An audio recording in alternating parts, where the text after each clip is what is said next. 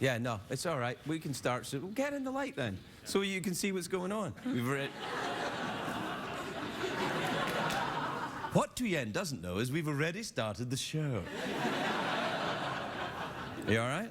Yes. I think, really, Tuyen, people are not... You don't have enough makeup to make this okay. You look perfect. Thank you very much indeed. Thanks, Tuyen.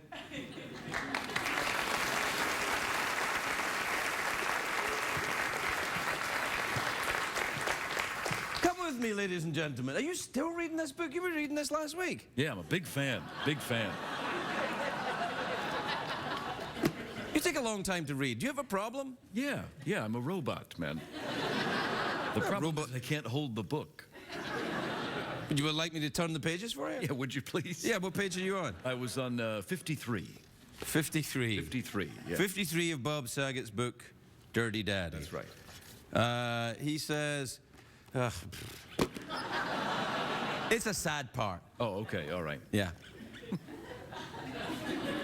Anyway, the show's going to be great tonight because look how much makeup I've got on. Yeah. What I'm surprised at is that you never wear any makeup. Don't you get shiny on camera? Sometimes, but I have no flesh. So there's really no need for makeup. What are you doing there? What are you... Just warming the old testicle.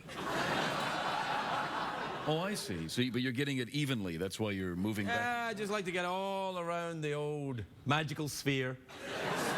The old fleshy pendulum.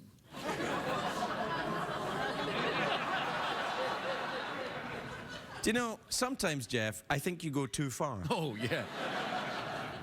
Well, I'm always made aware of that when the audience goes, ooh. Ooh, I know. Well, I think they were trying to make you aware of it there when they did their ooh noises. But the thing is, when the audience oohs, sometimes I think you go too far, and then the audience oohs, and I think, you haven't gone far enough. That's right.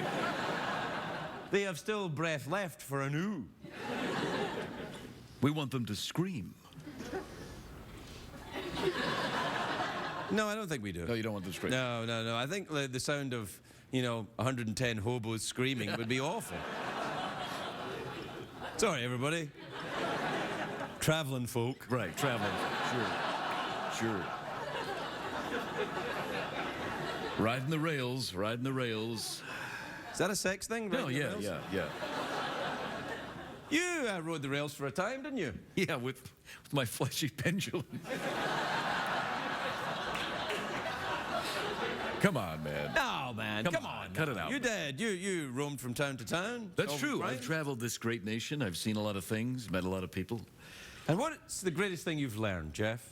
The greatest thing I've learned is don't take the steam train to Cleveland.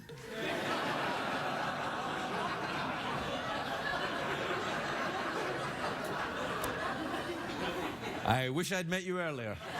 We'll be right back, everyone.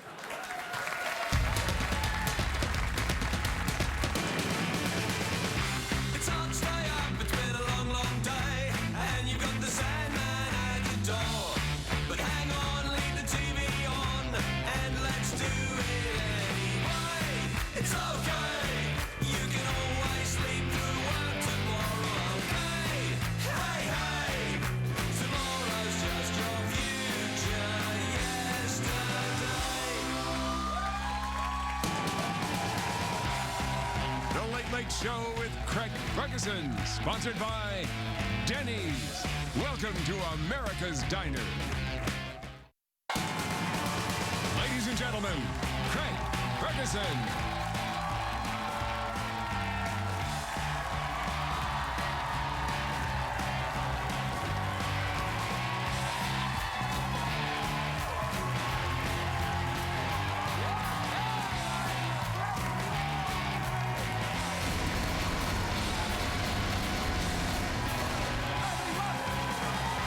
Welcome to Los Angeles, California. Welcome to the Late Show. I'm your host, Stevie Crickler. Yes. Right, everybody. All right, thanks. That's it. That's fine. Thanks, everybody. That's great. Really very good. Please sit down, relax. It's great. That's great. Very good. Well done, everybody. They're very good, aren't they? They're very good. Very, very good. Very sexy. Very sexy.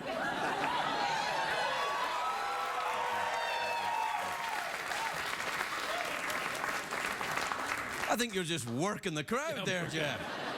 Or maybe you'd like to work the crowd. Have you ever worked the crowd? Yeah, I've worked the crowd a couple of times, yeah. You want to see? I worked the crowd once in the 80s. It's a great day for America, everybody. It is. Friday, of course. It's Friday. Oh, thank goodness it's Friday. Tomorrow is the summer solstice, the longest day of the year. Greg, what about that time Regis Philbin was on the show? No, that only seemed like the longest day of the year. If you know anything about me, you know it's the day, this is the day I look forward to all year. This is take your dog to work day. We don't participate anymore on this show after last year. Pieces of Jeff ended up buried all over CBS. Shocking. Little doggy want a bone? Little doggy took a bone and hid it where the somewhere safe. Yeah, I understand. Yeah. No, I see what you're doing. Yeah, all right, yeah. The news. Yeah. Did you see that Hillary Clinton, did you like that thing I did there? I like that, was good. It's like, I just thought of something. Hillary Clinton was giving a speech today in Austin. Craig, how do you know? No, because I just do, all right? Hillary Clinton gave a speech today in Austin, Texas. She's traveling solo, which is good because the last time she was in Texas, she brought Bill with her, and it was very embarrassing. Everything's bigger in Texas. Let me show you. You know he's still trying to get on Ellen. He's still trying to get on Ellen. Yeah.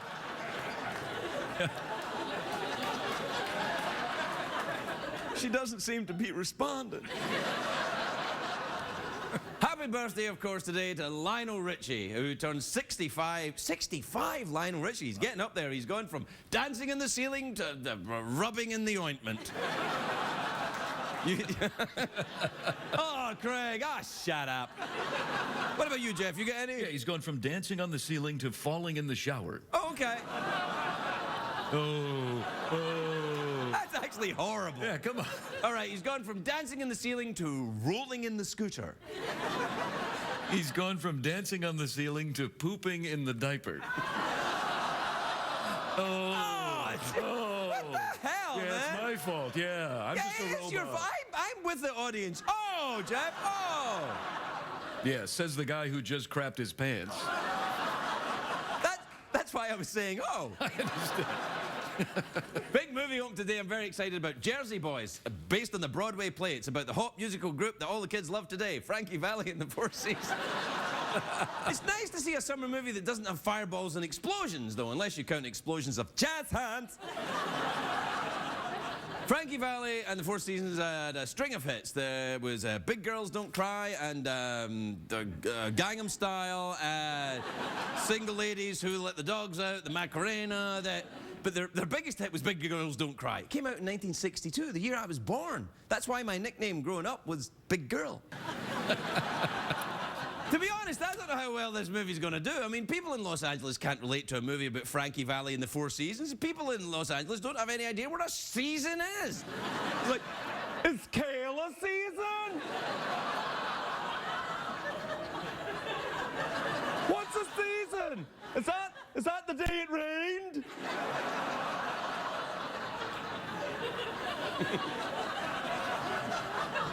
You know, I met Frankie Valli once. I really did. He's a tough Italian dude like Frank Sinatra or Robert De Niro or Madonna. And but it's really weird because he sings, he sings with a really high voice. You know, but when I met him, it was a morning TV show in New York, and I was like, oh, very nice to meet you. And he was like, hey, how you doing? He was like, hey, big girls don't cry. And then as the day goes on, I think his voice gets a little higher and higher. He uses a special technique. I think it's called a lap band around your junk, and he tightens it like. Big girls, big girls, big girls, big girls. Yeah, like that. That's how you tighten it. That's how you tighten the lap band. Yes. The movie... The movie, of course, directed by Clint Eastwood. It's great to see Clint Eastwood back in the director's chair. Instead of yelling at chairs, back in the chair. Oh, Jeff, you should not have said that. How dare you? How dare you? Anyway, when I heard Clint Eastwood wanted to change the story to Frankie Valli and the Four Seasons, he wanted to change it. He wanted to make it Frankie Valli and a lovable orangutan. Yeah. Yeah.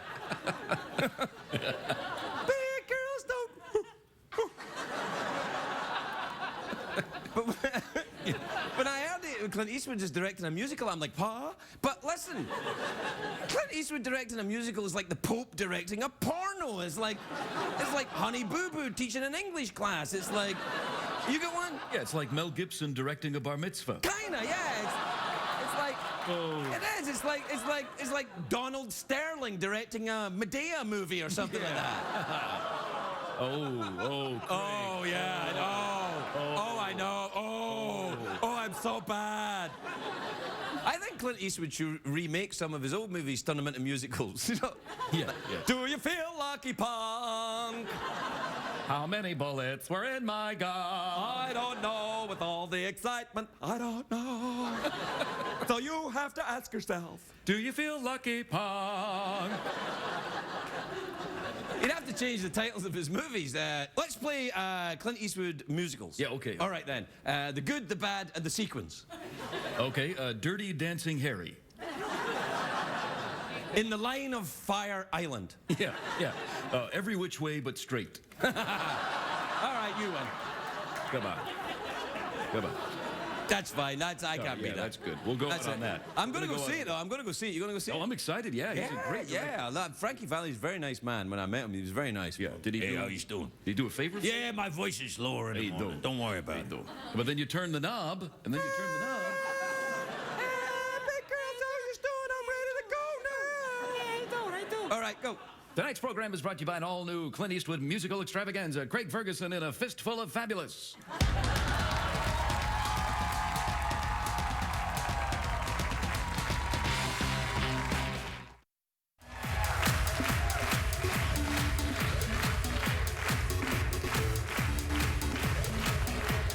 Welcome back, Anthony. Welcome back.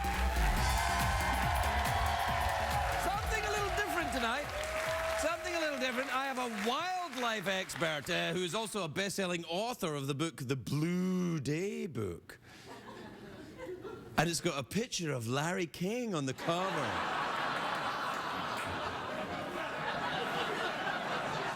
It's just a joke, Larry. I mean, relax. Like, what the hell? Like, it's a relax.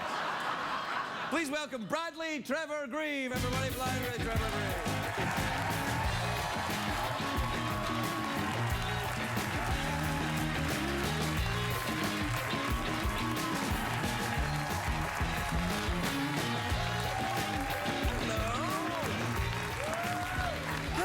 Hello, Bradley. This is lovely. You've even brought an animal right away. I did. This little fellow is a fennec, which is Arabic for fox. He's a desert fox from the Sahara. Well, hello to you. You can pat his little fluffy tail if you like, but he's a bit of a nipper. Well, then you can hang on to him, then. There you are. Ooh, there you go. So these are actually the smallest dog species, the smallest canid in the world. That's a dog? It's a canid, yes, a family of dogs. Where did you get him? Well, someone had him as a pet. It was a very poor choice, and they realized he was a very antisocial pet because, of course, he's up all night digging for grubs through your carpet and defecating in your sock drawer. And I've got a 3-year-old son who seems much the same, actually. you know, my nana was a biter. Really? Yeah, towards the end, she was biting everybody. Dear. We loved her all the same. Well, that's nice. So if you want to have a smell... Sure. Oh, I thought you meant... Oh, right, yeah. Oh. Well... What's that? It's actually pretty good for a fox. It has no anal glands, which is why... That's why I smelled a cologne. That's me. It is you. Let me... It's you. I smell. Oh. It's tear by MAs. That was very nice. I know, but it translates to Look at dirt. you, yeah. Dirt, I know. Anyway, cute little fellow. He has the largest ears ratio to his body of any dog. We call him the gossip fox. He can actually hear creatures under the ground. Hello? Can you hear me? You smell of cologne. Lovely. Can you? Do we have more animals to play with? Oh, we have plenty. Let me hand him off because he will scuttle away. He's pretending to be limp, but he will actually scuttle away. Thank you very, very much. Thank you. Thank you, Buster. Careful, he's a nipper. What was his name? Buster. Buster. Oh, well, thanks, Buster. You got another one? I do, right here. Oh, really? Another animal in your... Is that legal? It is. Now, these little guys are from where I come from. These are from Australia. And these are what we call sugar gliders. Oh. They won't hurt you. You can touch them quite freely. Oh. It's quite consensual. Hello. They'll like to climb on you. They can't hurt you. And these little guys, if you have a look here, see this? This is called the patagium. See how it stretches out? Oh, it's like a scrotum. It is... If one was to have a flying scrotum, it would be that. Hello. I like to think of them as sort of chipmunks in velveteen jumpsuits. Do you want to feed him a little grub? Yeah. Oh, no, I don't want a grub. No. You feed him a grub. All right. Oh, they're grubs. Go over there, there's grubs. Let me get... I've got Look, this is for when you're sad. Look. It's a kitten. Oh, no, you hang on to it. It's fine. Yeah. There's a grub right there. I'm worried about the grub. I'll tell you right now, it's not going to end well for the grub. I can tell you. But these are quite interesting creatures. They're not only very cute and adorable. Did they start breeding while you brought them out? There seems to be more of it. One of them's pee-peed on the desk as well. That is a common... Which I'd like to say I'd never done that. I was going to say this. I'm sure this desk has been through worse. Yeah, well, look, there's a kitten to cheer you up. And these are nice.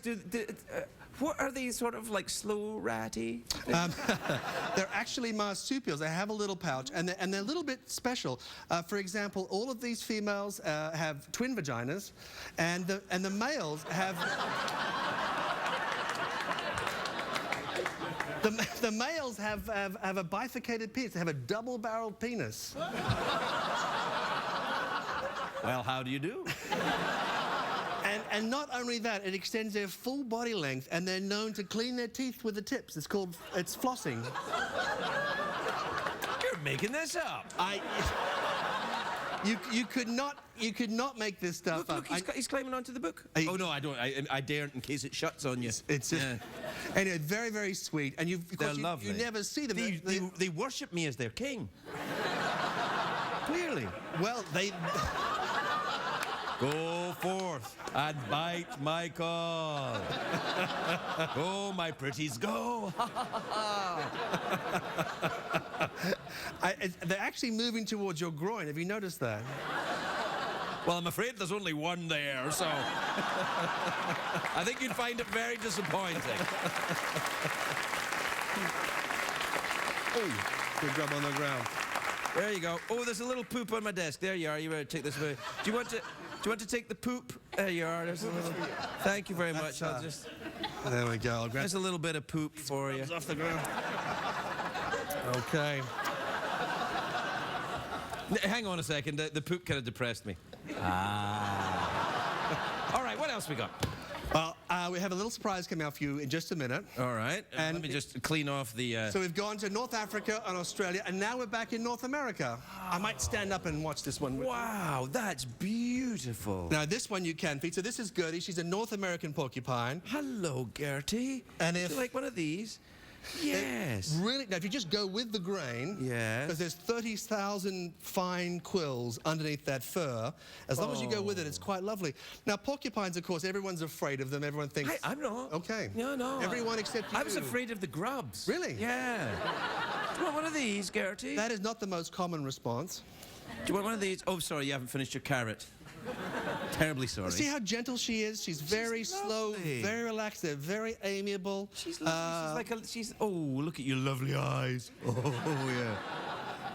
There are 12 different subspecies of porcupines. North American porcupine, the second largest rodent in the U.S. after the legendary American beaver. Of course.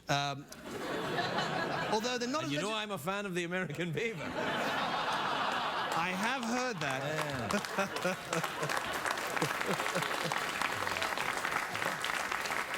Well, of course, the North American beaver used to be the stuff of legend. Back in the end of the Ice Age, they were 8 foot from top to bottom. Weighed 500 pounds. I know. So Gertie will grow to 35 pounds, and North American porcupines spend a lot of time in trees. They're arboreal, they're up in the tree. I didn't know that. I thought they were shufflers. Well, they shuffle between the trees. Oh, right. They And mix then it they go up. up the tree. They're up the tree. Right. And I don't know how it was you so successfully wooed your beautiful wife, but Yes, go on. if you're seeking intimacy with a porcupine, there's a very narrow window of opportunity. Well, I'm not seeking intimacy. I'm just giving her some carrots. That's how it starts. Oh, really? But what I don't want to give you the wrong idea, darling. She will only come into season for 12 hours a year. Why are you comparing this to my wife? And so you have to be bold. You have to make your feelings known. And what the male porcupines do is they climb up, they do a little bit of a dance on the branch, and then they urinate copiously on her. and that's why she smells like she does. It really does stink, I know, I'm sorry. Oh, it smells a bit like pee-pee. But that's interesting because it smells like human pee-pee. We were in the green room for a long time. Well, please send her or come and take Gertie away, would you? Gertie or Gerta? I'm sorry. She's a girlie. She's a sweetheart. Oh, she is. What a lovely animal. And so is the porcupine. I'm sorry. I was terribly. I don't know. Help yourself. She didn't eat them all. Do you want a carrot? I will. You might want to sit back for this one. Yeah. Okay. Easy, big fella. All right. Thanks, Dave. Okay.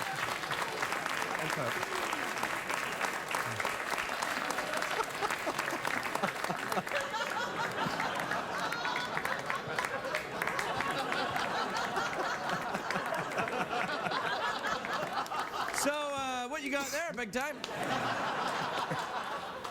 This is a Siberian lynx. This is Boomer. He's about 100 pounds. He's the largest of the lynx, twice as big as your feeble Canadian lynxes. This is a real lynx. Well, I've seen a Canadian lynx, but I've never seen anything like that. No. That's enormous. And despite being a very large predator, and he's very gifted, he's almost impossible to hear him coming. He has specially padded feet. That's like me. Just like you. But he's capable of pulling down an animal many times his size. What do they eat? What do they eat? He would eat a horse.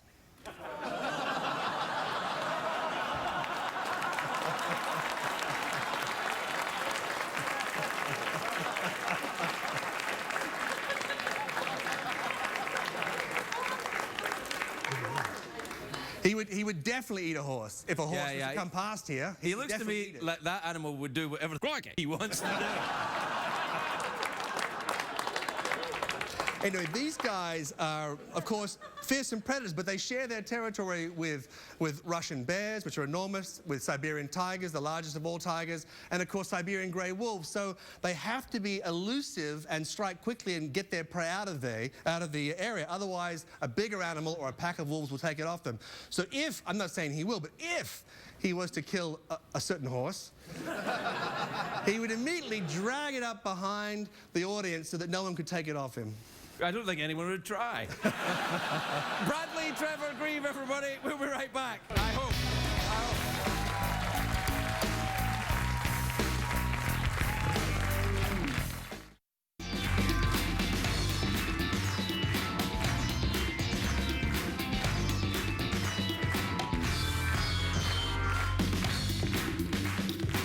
Welcome back, everybody. Welcome back.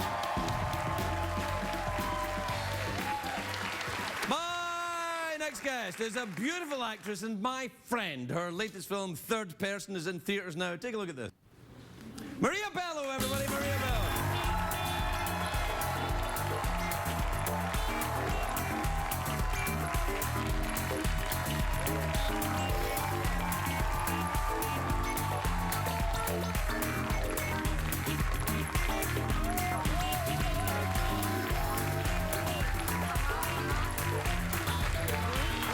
Hey, baby. Hi, everybody.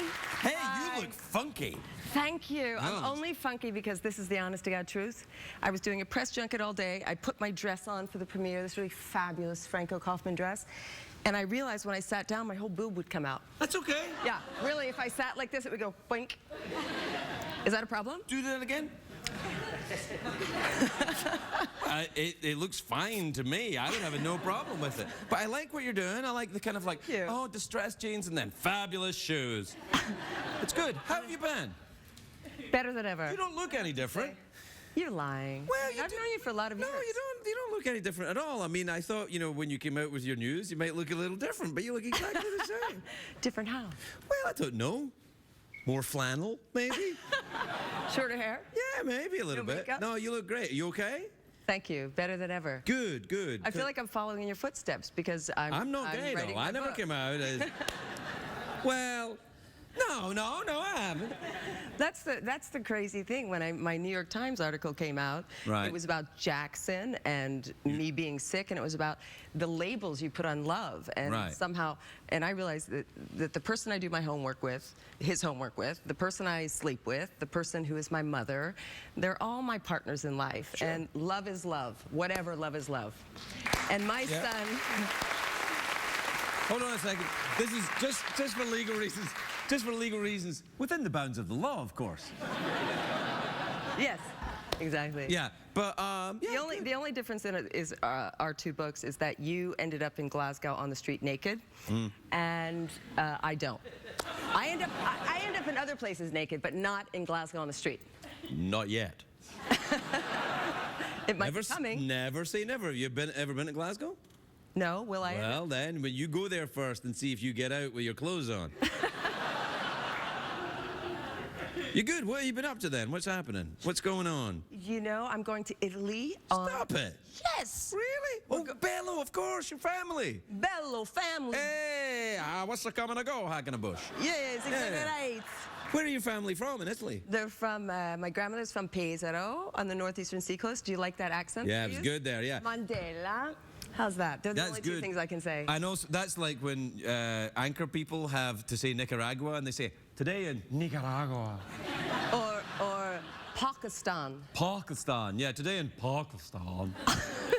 No, there's 16 of us going on a bus. It's my parents' 50th wedding anniversary. Oh, that's adorable. And it's my mom's biggest dream. So we're all going. In our bus, we call it Bello's Balls. It's based after the meatballs we make in our family, the recipe, Bello's Balls. Okay. The best meatballs you ever tasted in your life. Well, I've tasted a lot of meatballs, let me tell you. I don't think so. Yes, actually.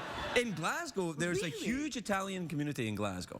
This is absolutely true. So when I was a kid, before restaurants were good in Glasgow, before the Indian and Pakistan community came in and opened up great Indian and Pakistani restaurants, the only good food was Italian food, Italian fish and chips and Italian pastas and stuff. And you could always get good coffee in Glasgow because of the Italian community.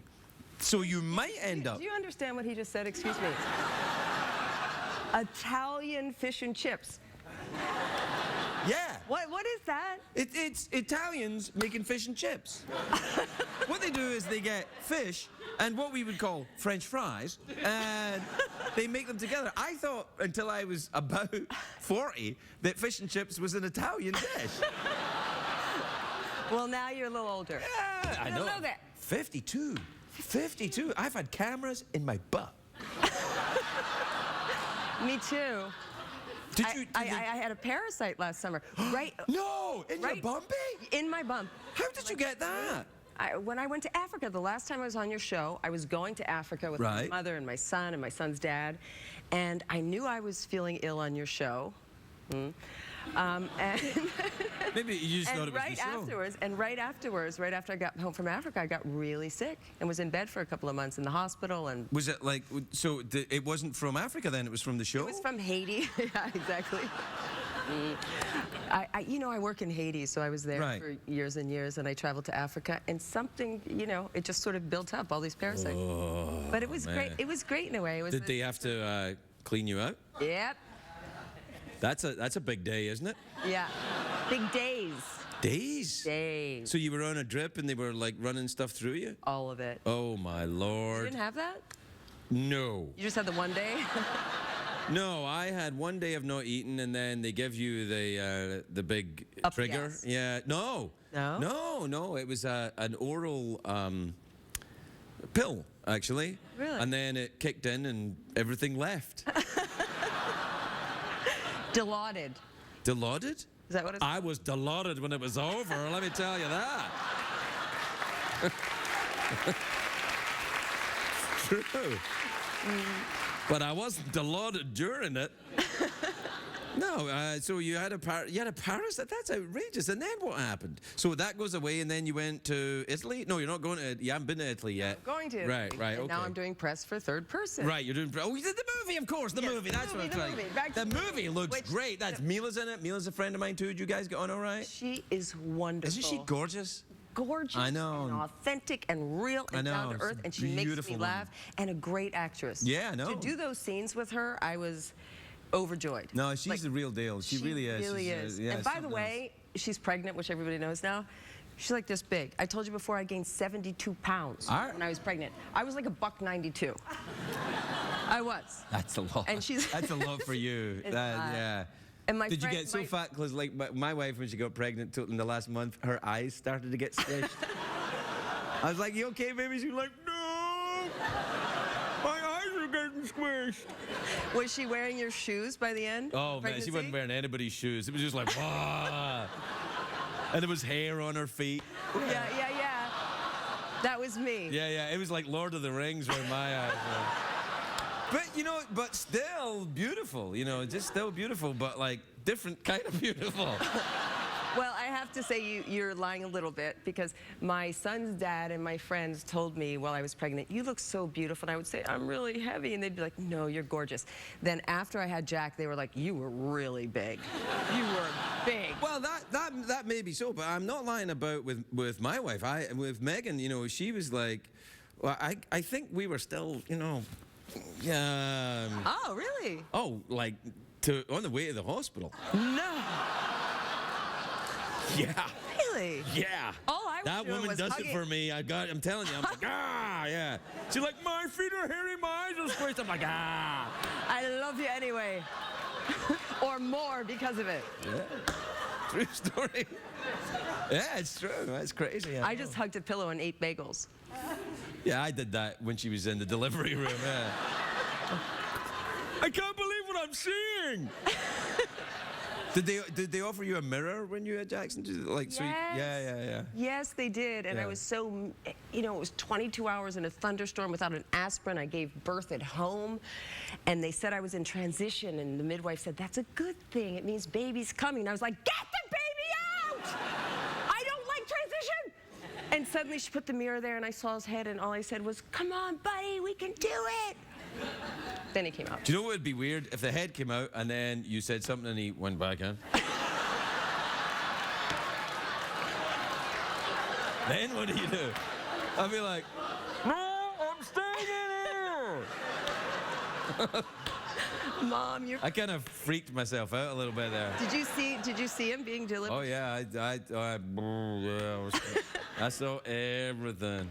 Catch? Mm-hmm. Cut? Mm-hmm. And clean. Oh. Just the floor. Not the fur? No. We have to take a break. We'll be right back with Maria Bello, everybody. We'll be right back.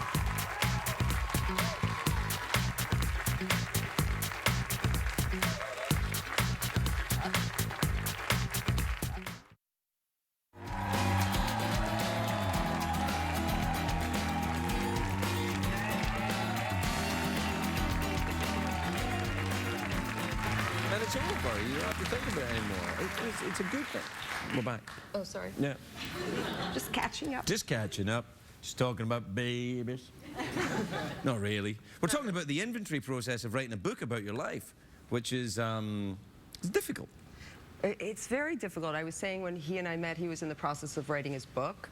I was writing a novel. Now it's turned into this whole other thing. But it's not a memoir. It's really essays about all the different partners I've had in my life and the writing's lessons I've learned. It is. You know, what I feel about writing these days is like, I don't care if it's, you know, remember that whole James Frey, is it true, is it not true? I was like... $1 Million Baby? Yeah, something like that. Yeah, I know, like Million Little Pieces. That's right. And people were like, oh, it's not true. And like, Oprah was mad because a junkie lied to her. I'm like, right. It's kind of what they do, Oprah, you know? And I think that, you know, good writing for me is good writing. I don't care. I agree. I don't care. You know, I mean, I want the truth from, you know, news outlets. But, you know, if it's in a book... Exactly, and we all have our own experience and of also, what happened. I guess if you say something is true and it's not true, that's a bit naughty. You know, but only if you're a historian. I agree. Yeah. But I always saw you as an author, really, more than even a talk show host. But I think CBS feels the same way. Really? I think I do too. I think that, you know, if everything had to go away, then writing is what would save my mind, I think. Yeah, I understand. And there's this great quote that I was using, which is, to create a book is to rebirth yourself. Not Yes, to I go think back so. to the baby coming out of my... They know where it comes out. Really, but it's a rebirth somehow. It is. It's a very, in a weird way, it's a very kind of cleansing process, I think. It's like, it can be like that, or it can be like, you know, lancing a boil, depending on what you're writing. Yeah, exactly. You know, I've written stuff that I went, oh, I didn't know that was in me. I'm glad it's not in me anymore. Yeah. But are you worried about your wife, kids, reading stuff that you've been through? I mean, that's No, my wife and kids are beautiful, artistic people. They don't care about that kind of thing. And also they know me. Yeah. You know, it's like there's a difference between, you know, I think knowing an artist and knowing their work. You know, you don't know an artist because you know their work. You don't know somebody's. And look at Richard Wagner, one of the greatest composers ever, a complete tutti frutti. You know. Yeah. So, you know, choose. You know. I'm with you completely. It's but here's the thing: when they're teenagers and the friends start to Google your mom and she's naked on the internet, that's a little. Yeah, but that'll pass, you know, and then he'll be like, then he'll realize just how cool you are, which is very cool indeed. Ah, that's nice to say. Maria Bello,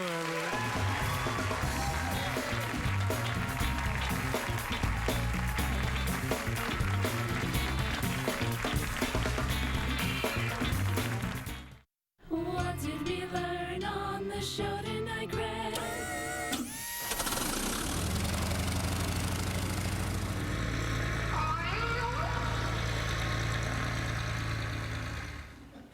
If cats could do that, I'd get one.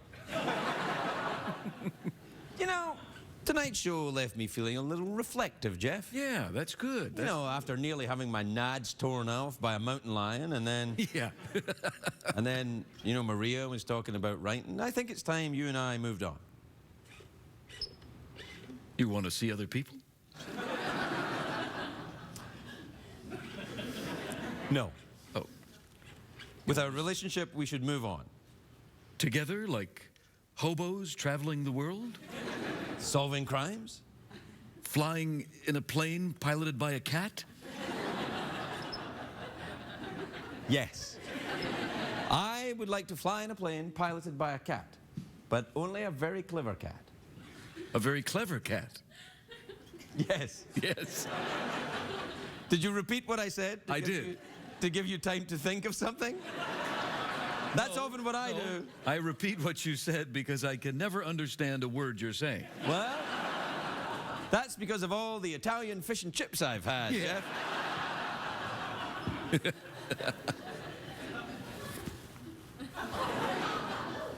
3 nipples.